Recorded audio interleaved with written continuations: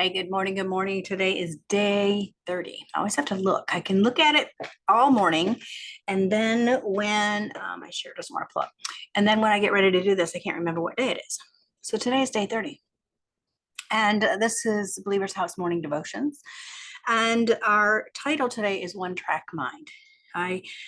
John 17:4, I glorified you on the earth, having accomplished the work which you gave me to do. John 17:4. We know this is Jesus's speaking, and in this is what he's saying is that you sent me to earth here, Father, and I have done what you've asked me to do. And isn't that the ultimate goal of our life? We were created, I believe, for God's purpose, for his pleasure, for a deep relationship with him. How many of us at the end of our day will be able to say, I have accomplished the work for which you sent me to do?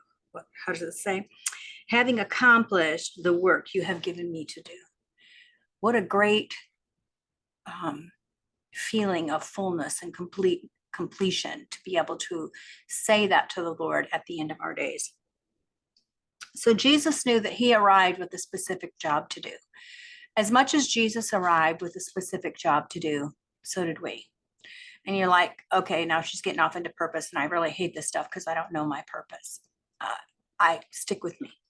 And then it goes on to say on page 119, he diligently asked the Father what his assignment entailed for him in that moment, right? Moment by moment.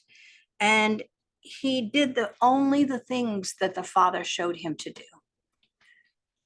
Then it goes on to says that Jesus, who could do everything, didn't. For me, that's such a powerful statement. Jesus, who unlike us could do everything, he didn't do everything. And so you're saying, what are you saying, Cynthia? Jesus, who was the Son of God, the Messiah, who had all authority here, that could cast out demons, could heal the sick, right?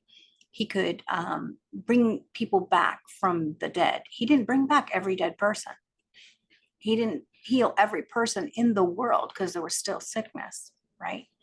He didn't heal every leper. He may have healed every leper, or he encountered, but he didn't heal every leper, right? He didn't bless them all financially, and so they were overwhelmingly wealthy and leaving the easy and what people call the good life, right? He didn't do that. He could have, but he didn't. And so I think that's interesting. He said, everything that you wanted me to do, Lord, I have done. And he was talking about his life, not just a day. But what if we embrace that as a one-day goal to fulfill what God has for us to do that day? You can say, well, I'd be happy to fulfill it if I knew what it was. Well, then that's your discovery, to find out what he would have for you to do.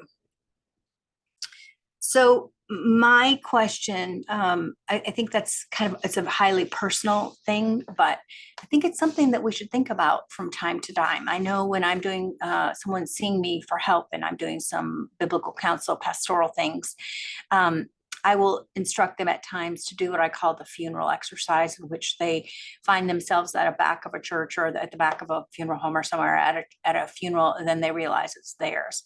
Who would they want to be at that funeral, and what would they want them to say about themselves? And it works really well because it helps you determine what's really important to your life. And one of the things when I did that, I wanted my children to know that I was their greatest cheerleader, that I believed in them, is basically the wording. And I took a look at my life after I wrote these things out. I took a look at my life and I realized that what I wanted was not going to ever be. Should I die that moment, it wouldn't be true, because I was living in such a way that they wouldn't have known the difference. And so I just want to encourage you today to think about that. Think about what Jesus said when he said, I have accomplished the work for which you have given me to do. Are you accomplishing the things that God has called you to do?